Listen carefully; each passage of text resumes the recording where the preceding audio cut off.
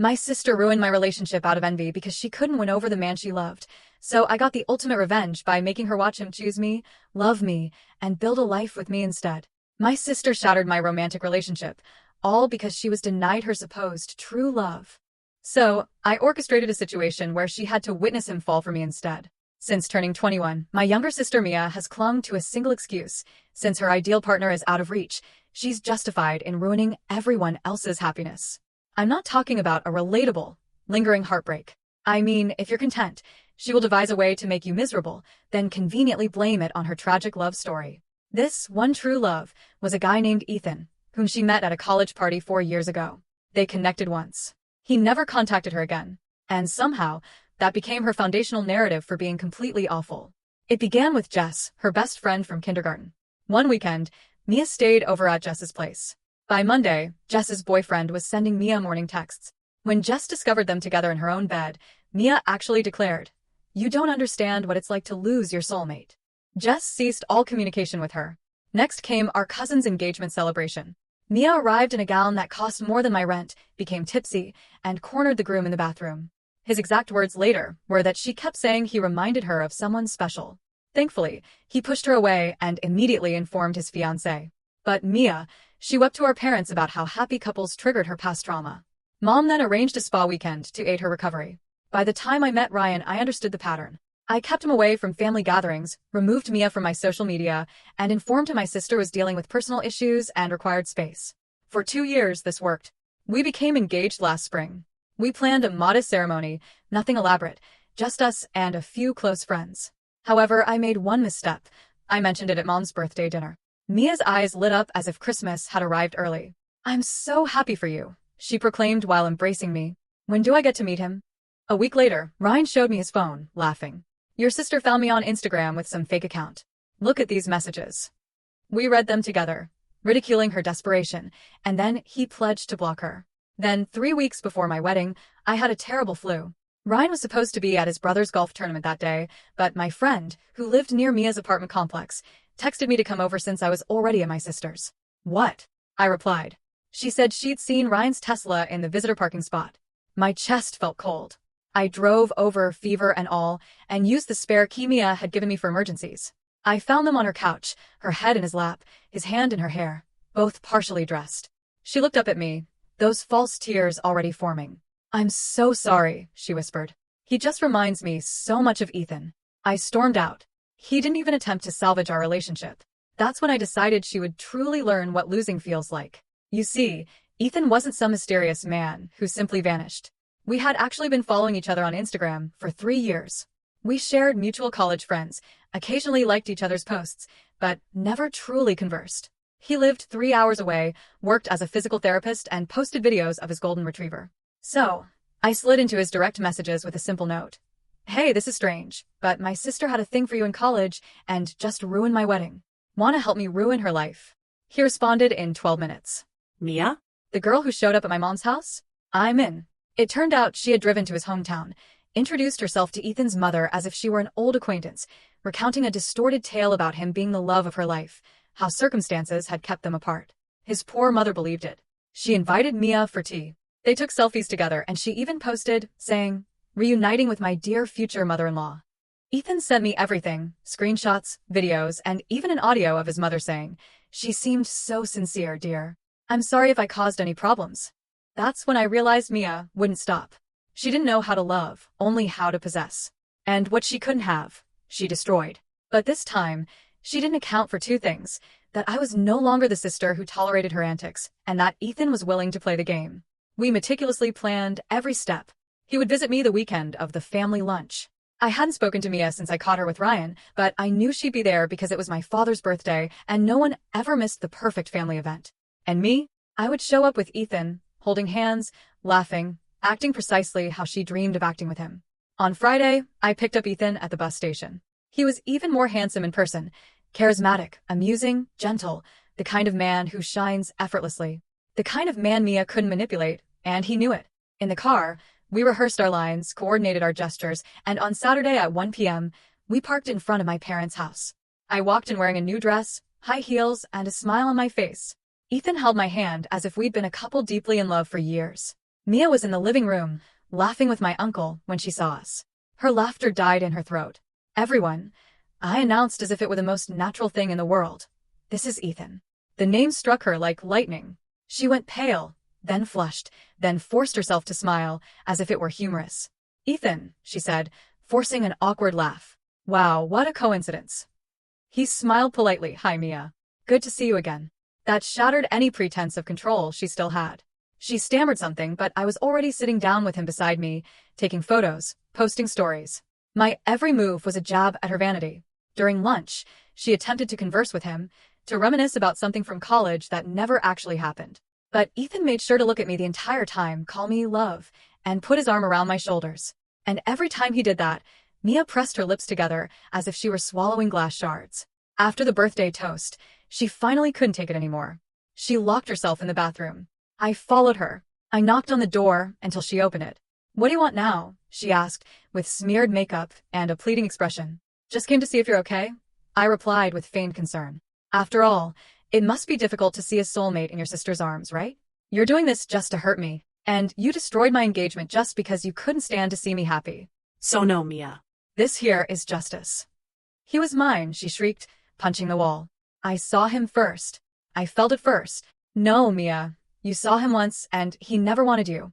You fabricated a love story in your head and used that as an excuse to be cruel to everyone around you. But now you're going to sit and watch him love me because, unlike you, I didn't have to beg. She collapsed on the floor, crying loudly. Mom knocked on the door, asking if everything was all right. I opened it and walked out with my head held high. I returned to the living room and sat next to Ethan. He kissed my forehead and whispered, "She's going to lose it even more. Are you ready?" I smiled. I've never been more ready. The next day, the repercussions were already evident. Mom called me early, asking for empathy. She said Mia had spent the entire night crying, that she was fragile, and that I should have avoided provoking her. Provoking? I asked, laughing humorlessly. You think showing up with my boyfriend at a family gathering is provoking? Or is it that Mia just can't stand to see anyone happy without her being the center of attention?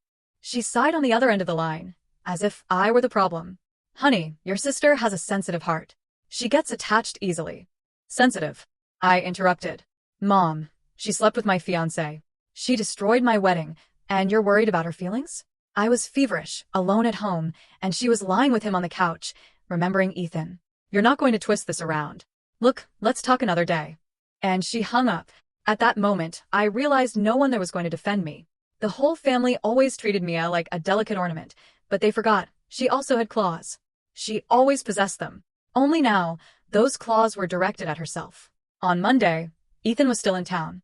I decided to take him to brunch with some of my friends, those who knew everything Mia had been involved in since high school. He was a sensation. Polite, gentle, charismatic, and completely devoted to me. The girls exchanged glances, captivated. Some even whispered things like, "This revenge is too beautiful." But the best part came in the afternoon. Ethan posted a photo of us on Instagram. The two of us embracing in a park. Simple caption, "Sometimes love appears when you least expect it." The comments began discreetly, a cousin, a former classmate, heart emojis. But then Mia appeared. "Soulmate," she commented. "This is disgusting." You know what he means to me. Ethan liked her comment and replied with surgical precision. "We hooked up once, Mia." Once. "And you followed me down the street the next day. That's not love. It's obsession." Boom. In less than an hour, the post became a hot topic in our social circles. People who had known Mia since high school started commenting things like, "Finally someone said it." I always thought the way she talked about him was strange. Karma exists. She remained silent on the post but sent me a series of voice messages on WhatsApp, crying, screaming, asking how I could use him against her. One of the voice messages ended with, "You're destroying my life for revenge." I replied with a simple text, "No, I'm just showing how to rebuild after being destroyed. Something you never knew how to do." And then, without any ceremony, I blocked her. But I still wasn't finished. Not yet. I knew she wouldn't let it go easily. And sure enough, on Thursday night I got a notification. Mia had made a post on Instagram. A selfie with a crying face, swollen eyes, that dim bedroom lighting. And the caption, "It's hard to see your sister steal the man you love, laugh at your pain, and be applauded for it. I'm not perfect, but no one deserves this." Over 1,000 likes, people commenting, "Stay strong. Take care. You'll get through this." And what hurt the most? Some people close to me reposted it. The next morning, I went to my parents' house. Mom answered the door, surprised. What are you doing here? I came to talk with everyone. I walked in. Dad was in the living room. Mia came down the stairs as if she were at a funeral, in sweatpants, hair tied back. That, I'm the victim face. Did something happen? She asked almost sweetly. Something did happen. Enough of you manipulating everyone and appearing like you're the poor victim. I stopped in the center of the living room, looked at both of them. Mom, Dad, did you see the post? Do you really think it's fair? Do you remember who destroyed whose engagement? Honey, this isn't how you solve. Mom tried. No, now you're going to listen. I turned to Mia. You seduced Ryan. You stabbed me in the back. You said sorry with fake tears and thought you'd continue being the family princess. But now the tables have turned. Now you're the one on the ground crying, and no one's going to save you this time, because it's not a sad post that will erase the screenshots, the voice messages, the testimonies. Everyone saw who you really are. The mask fell, Mia. She remained silent, crying. Dad looked down. I'm tired of being the forgotten daughter while you put on little shows. Enough. The stage is mine now. And the audience, they're on my side. I left without waiting for an answer. In the car, Ethan was behind the wheel with the radio on and a coffee for me in the cup holder. So, he asked. It was beautiful, I replied. She finally saw that she has no control anymore. He smiled. You know what? Getting revenge on her was more therapeutic than I imagined. Yeah, and you know what's better? What? Part 2 is still coming. Part 2 began with an invitation. The launch party for my friend Andre's new restaurant, a chef well known here with a strong local influencer presence and extensive social media coverage. Mia, of course, was fixated on this type of event. She always pretended to have a life she didn't. She posted photos in store mirrors pretending to own the clothes, ordered expensive food to photograph, and then returned it through the back door. That was it, appearances. But this time, she wasn't on the list. I was, and so was Ethan. We arrived in style, literally. The entrance photographer stopped us to take pictures, and one of them appeared on a city events profile with the caption, "Couple of the moment. Melissa and Ethan steal the scene at the opening night." Mia saw that the next day, of course, and posted on her stories the classic indirect comment. Some people need the spotlight to feel alive. I prefer depth. Depth from whom? From someone who threw herself at my fiancé's lap 3 weeks before the wedding and was now crying on the internet because the guy she barely knew became my boyfriend? The following Saturday, another event. Amanda's wedding, our cousin. Mia had always been very close to Amanda. She probably expected her friend to defuse the situation and ask me not to bring Ethan, but Amanda called me personally. Mel, please come and bring him. Everyone already knows what happened, and I don't have the patience to pretend anymore with Mia. She needs to learn that the world doesn't revolve around her. Mia was there alone, dressed too tightly, flawless makeup, a plasticized smile, pretending she didn't see us when we walked in. Ethan hugged me by the waist, kissed my cheek from time to time, and all she could do was watch. But the scene that made the night worthwhile was during the bride and groom's dance. Amanda very subtly called us to dance beside them. Ethan and I were there in the center, twirling slowly, when Mia tried to approach.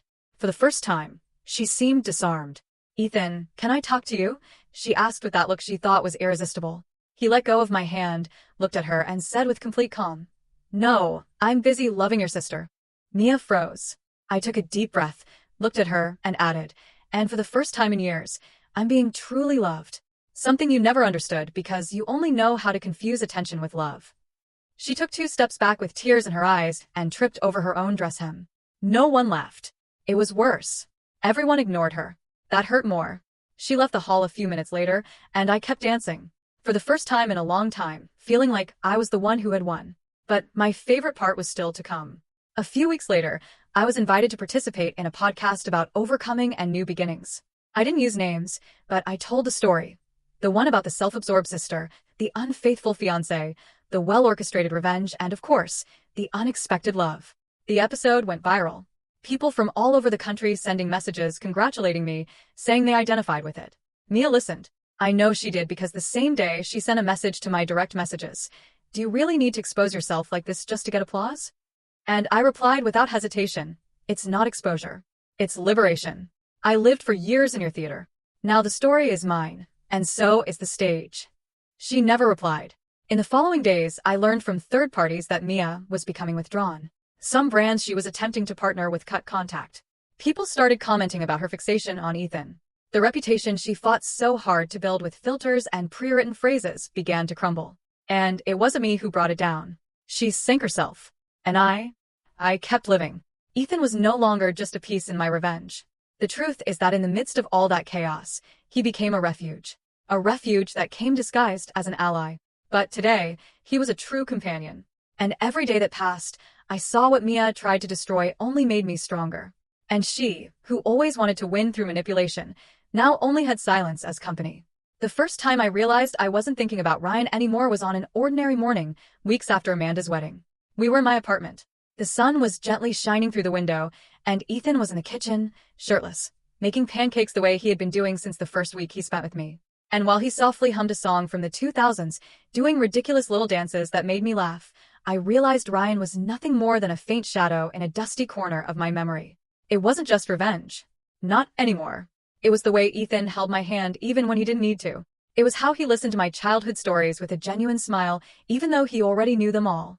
It was how he looked at me while I read a book on the couch as if he didn't need anything else in the world. I didn't expect this. When I called him in that impulsive message to help shatter my sister's fantasy, I thought it would be temporary, that he would pretend for a while until Mia gave up, until I felt avenged, and then life would return to normal. But it didn't return. Ethan became routine, presence, security. He met my friends, integrated into my work circle, started leaving toothbrushes and t-shirts at my house. When my car broke down, he was the first to show up with coffee and a tow truck. When I had an anxiety attack before an important presentation, he sat with me on the kitchen floor and stayed silent, just holding my hand until I could breathe again. And Ryan? Not even a thought, not one comparison, nothing. He who was once the center of my world was now irrelevant because now I had someone who was present even on ordinary days. Ryan was made of future promises. Ethan, of present actions.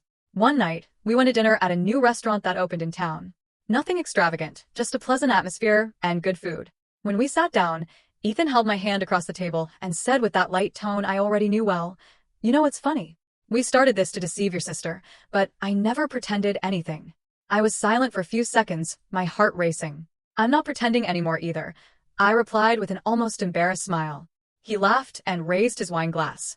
"To the best revenge, then." "No," I corrected. "To what comes after."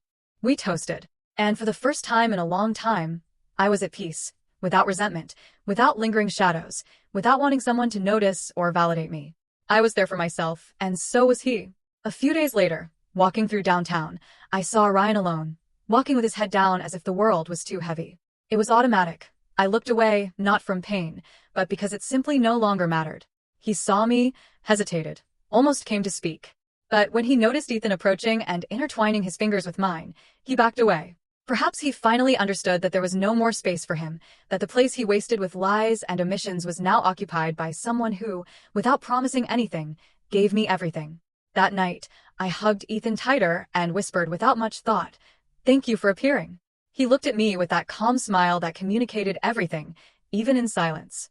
And I knew revenge gave me justice. But it was the after that gave me love. Months passed, and what began as a sharp response to my sister's toxicity became the sweetest part of my life. Ethan was no longer a scheme, a move, a carefully orchestrated provocation. He was my home, my partner in moments of quiet and laughter. We slept together almost every night, sometimes at my place, sometimes at his, where the golden retriever insisted on sleeping between us like a loyal accomplice to this improbable story. He officially asked me to be his girlfriend on a simple night on the couch, as we ate pizza straight from the box and watched a silly documentary about marine life. "Do you think it's too soon for this?" he asked, with the pizza box balanced on his lap and a smile at the corner of his mouth. "Or is it already too late?" "I think we've already been through tougher phases than any couple together for 20 years, I replied, laughing. "It's just a label, but yes, I want to be." And that's how it remained. We didn't talk about Mia anymore. She vanished from conversations, from social media, from messages. She blocked Ethan on everything. Even though he never sought contact, she told acquaintances that she would never forgive me, that I had stolen the love of her life just to flaunt what she couldn't have. She didn't bother to admit that she destroyed my wedding before all of this. But you know what? I didn't care anymore. At first, I thought I would care, that I would keep dwelling on the fact that she didn't acknowledge her own guilt, that I would beg for an apology that never came. But the truth is that the freedom I felt when I stopped wanting Mia's approval was the greatest gift that whole chaos gave me. She didn't forgive me. She didn't come to my birthday. She didn't respond to my mother's messages about Christmas. She stayed away, hurt, furious, and I moved on. I traveled with Ethan to the countryside, met his mother, this time officially, helped paint the wall of the new clinic he opened, learned to handle the messy dog, and little by little, we built a routine that was light, genuine, without masks, without games. There was a day when we were lying in the hammock, just listening to the wind and the sound of birds, when he said to me, "Do you still think all of this was just revenge?" I thought for a few seconds and then I smiled, turning my face to him. Maybe it started that way, but it ended up being the best thing I ever did for myself. He kissed my forehead, and we remained in silence. Revenge became love. And, ironically, that's what must have pained Mia the most. She always wanted to be the center, the most beautiful, the most desired, the most worthy of attention. But it was offstage, away from the script she always tried to write, that I found what she spent her whole life pretending to have. I was never the family highlight. I was never the most loved. I was never the perfect sister. But I was the only one who knew how to transform pain into strength, rejection into freedom, and revenge into love. And that no one will ever take away from me. 6 months later, when I thought all the storms had passed, I received an unexpected call. It was Ryan. I didn't answer the first time, or the second. On the third, Ethan was beside me and simply said, "Answer it. You need to close this chapter." "Hello," I replied with the most neutral voice possible. "Melissa, it's me." His voice sounded tired, defeated. Can I talk to you in person?" I thought about hanging up, but Ethan was right. There was something that needed to be expressed. We arranged to meet at a neutral cafe, far from any place that held our memories. When I arrived, he was already there. Disheveled hair, deep dark circles. He seemed to have aged years in just a few months. "Thank you for coming," he said, without looking me in the eyes. "What do you want, Ryan?" He sighed deeply. "I wanted to apologize." "Really?" "And explain." "Explain what?" "That you were holding hands with my sister 3 weeks before our wedding." "It wasn't like that," he murmured. She came to me when you were sick, said she needed to talk about something important, about you, that there were things from your past I needed to know before marrying you." I felt a knot in my stomach. Typical Mia. "And you believed her?" "She brought evidence, or at least things that seemed like evidence. Said you had destroyed some girl's life in high school. That you were vindictive, manipulative. She showed old conversations taken out of context." He finally looked at me. I got confused, scared. "And that's why you went to bed with her?" "No." He shook his head desperately. "She said she had been in love with me since we met. That she just hadn't said anything because she respected you. That if I canceled the wedding, she would be there for me. I was drinking. I was confused with everything she had told me about you." "Ryan," I interrupted, "none of that justifies what you did." "I know." Tears began to form in his eyes. 5 minutes after you left, I understood. I understood that she had manipulated me, that all of it was lies, that I had destroyed the best thing in my life because of her. I remained silent for a long time. "You know what hurts me most, Ryan? It's not even what you did. It's that you didn't trust me. In 2 years together, you believed her words more than who I truly was." He lowered his head. "I tried calling you afterward, 1,000 times. I went to your house, but you were never there. Until I saw the photos with him and I understood it was too late." "It was too late the moment you put your hand in her hair," I replied, standing up. "But thank you for explaining. It helps me be sure I made the right choice." He looked at me one last time. Are you happy with him?" I smiled for the first time during the entire conversation, happier than I imagined I could be. And I left, without resentment, just with the certainty that some doors need to be closed for others to open completely. The conversation with my family was more challenging. It took 3 months before my mother called, asking us to talk. She suggested lunch, just the two of us, to work things out. I encountered a different woman, older, more weary. The wrinkles around her eyes seemed deeper. "How are you?" she asked, hesitant. "Good, Mom. Very good." "And Ethan?" "He's good too. We're good." She nodded nervously, fidgeting with her napkin. "I need to apologize to you," she finally said, "for all the years that I didn't see clearly." I felt my chest tighten. "Mom, no.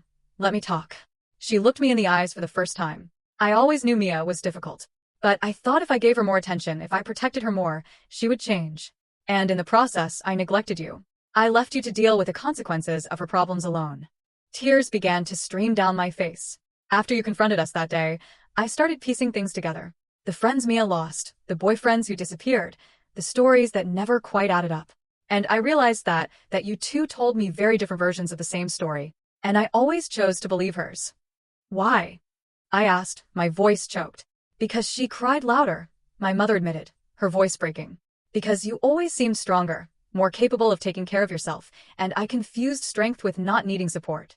We sat in silence for a few minutes. "And now," I asked, "how is Mia?" She moved to another state. "She's in therapy. Said she needs to start over, away from all this." My mother hesitated. She asked me to tell you that she knows she was wrong, but that she can't apologize to you yet. And I can't forgive yet, I replied honestly. Maybe someday, but not now. I understand. She reached her hand across the table. Can I try to be a better mother to you? I held her hand. We can try to be a better family, but it will take time. She smiled with tears in her eyes. I have time. A few weeks later, my father appeared at my house. Without warning, with a bouquet of flowers and the expression of someone who didn't quite know what to say. Can I come in? He asked timidly. Of course, Dad. Ethan was in the kitchen and greeted my father politely before stepping away, giving us space to talk. I like him, my father said directly. Seems like a good man. He is. I came here because your mother said you two talked, and I realized I never apologized to you. My father was never a man of many words, so this surprised me. I always knew Mia was problematic, he continued, but I thought it wasn't my problem, that it was women's business, that your mother would solve it. But in the end, you both suffered, and you especially. Dad, no. Daughter, let me finish.